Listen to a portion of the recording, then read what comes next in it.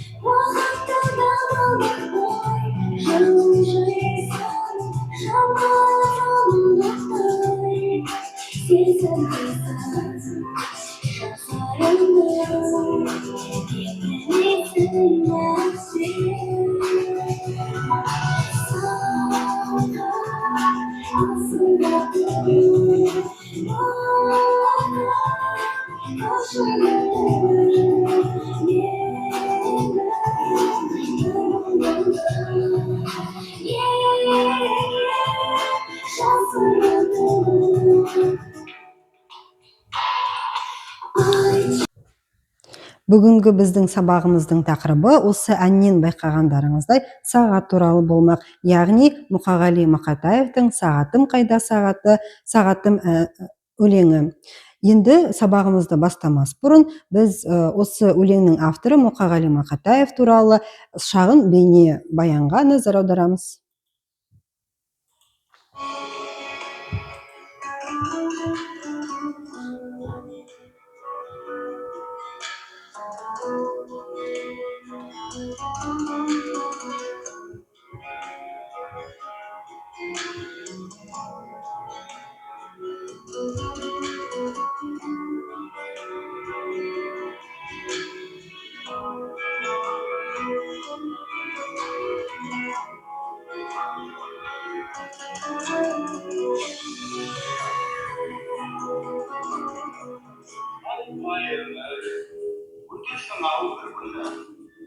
Қиясың-ау қуанышты күлкіні, өмір деген бір жарық еткен найзағай, өмір деген көк аспанның күркірі, қайтқан өмір өтесің-ау күлкіні.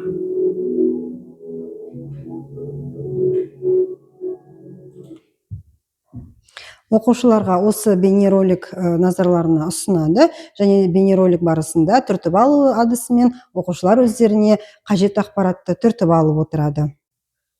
Енді сөздікпен жұмыс жасайтын болсақ, өлеңде қандай сөздер бізге кездеседі, соны түсіндіріп кетеміз. Тағат, яғни шыдам, сабыр, жасыл қанат, ол шуақты күн, құлшыну, ынталану, жігерлену, ал асау тіршілік ол қарбалас өмір дегенді білдіреді. Келесі, осы өлеңмен балаларды таныстыру үшін, өлеңнің мазмұнымен таныстыру үшін біз жасанды интеллект арқылы жасалған Мұқағали Мақатаевтың өзі оқып отырған өлеңді таныстырамыз. Қалған ба тағы таң атып, жайған ба жасыл қанатын, таусылмас менің тағатым, соқ менің сағатым. Келген бе тағы күн шығып, жерге құлшынып, енген бе тағы тіршілік.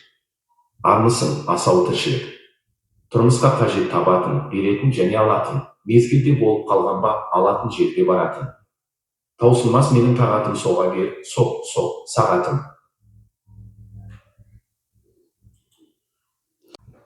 Бейнематериалды тыңдап болғаннан кейін, өлеңді тыңдап болғаннан кейін, тыңдалған бейнематериалдың негізінде оқушыларға сұрақтар беріледі. Уақытымызды үнемдеу үшін бұл сұрақтарға біз көлікпен саяхат жасау арқылы жауап береміз.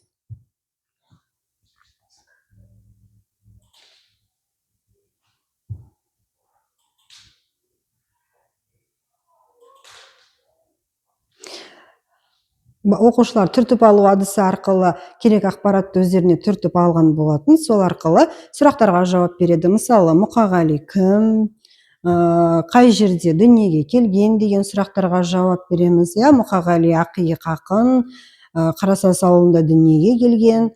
Тағы да осылай уақытымызды үнемдеу үшін қай жылы дүниеге келген деген сұрақтарға жауап береді. Биыл қанша жылдық мерейтойын тойлап жатырмыз деген де сұрақтарға жауап аламыз оқушылардан.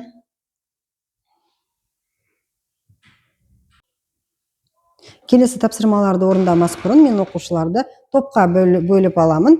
Топқа бөлу үшін онлайн білім платформасын қолдандым. 3 топқа бөліп аламын, және де бұл топтардың аты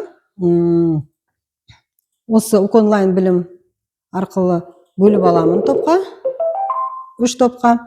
Және де 3 топтың атауы бүгінгі біздің сабағымызбен байланысты болады. Біріншісі музыка өнері тобы, екіншісі театр өнері тобы, және де сәулет өнері тобы болып 3 топқа бөлінеміз. Бұл топтарға берілетін тапсырма түрі мынандай: әр топ өлеңді өз топтарының атауларымен байланыстырып, салыстырып, постер қорғайтын болады. Осы жерде постерларын жазып қорғайтын болады. Өлең мазмұнын топ атауымен байланыстырып талдайды, және постерді жүйелі түрде қорғайды. Дескриптор топ атауы мен өлең арасындағы байланысты нақты түсіндіреді, кемінде 2 дәлел келтіреді, салыстыру элементін қолданып қорғайды, яғни ұқсастық айырмашылықтарын. Ол үшін балаларға жетекші суреттер беріледі, тақтаға шығарылады. Ол мысалы сәулет өнерінен бір үлгі, ол Биг Бен сағаты, театр өнерінен бір сурет беріледі, және де әуен, музыка өнерінен бір әуен беріледі. Әуенді біз тыңдаған болатынбыз, оқушылар сол әуенді сол әуеннің сөздері мен өлеңнің сөздерін салыстырады. Мысалы, өлеңде, әнде әнші Әйгерім Қалаубаеваның әнінде сағат жасырады, сағат соғады, сағат ұрлайды деген сөздер бар. Сол өлең жолдары Мұқағали Мақатаевтың өлеңіндегі соқ-соқ сағатым деген жолдармен сәйкес үндес келеді. Ал Биг Бен суреті бізде бір уақытты жоспарлау, уақыттың символы іспеттес. Сондықтан да бұл сәулет өнерінің бір ұлы белгісі ретінде біз осы өлеңнің мазмұнымен бұны да сәйкестіре аламыз. Және де ал театрдың қандай ұқсастықтары және айырмашылықтары бар десек, бұл өлеңнің мазмұнымен театрда, кинодағыдай біз дубль жасай алмаймыз. Артистер, актерлар, актрисалар ешқандай да дубль жасай алмайды. Сондықтан да сахнаға шыққан кезде бір демде, әрбір минут, әрбір секунд бағалы болған кезде бір демде өз рөлдерін атқарып, сомдап шығады. Осында жетекші суреттер арқылы балалар өз тапсырмаларын орындайды. Көбіне қазіргі заманда жастар уақытты көбінесе әлеуметтік желіге жұмсайды. Балалар, оқушылар осы өлең идеясын негізге ала отырып, уақытты тиімді пайдалану тақырыбында 5 нақты кеңес жазады. Дескриптор 5 нақты кеңес жазады, кеңестерді өлең жолымен байланыстырады және ойын жүйелі жазады. Оқушылар, балалар өздеріне дәптерлеріне 5-5 сөйлеммен 5-5 кеңестен жазып шығады. Яғни оқушыларға жетекші сұрақтар мен сөздер беріледі. Сол сөздерді пайдалана отырып, мысалы, балалар тайм-менеджментті үйренуі керек. Сол тайм-менеджмент арқылы күнделікті уақыттарын білім алуға, дем алуға, спортпен айналысуға бөліп отыру керек сияқты кеңестер жазылуы талап етіледі.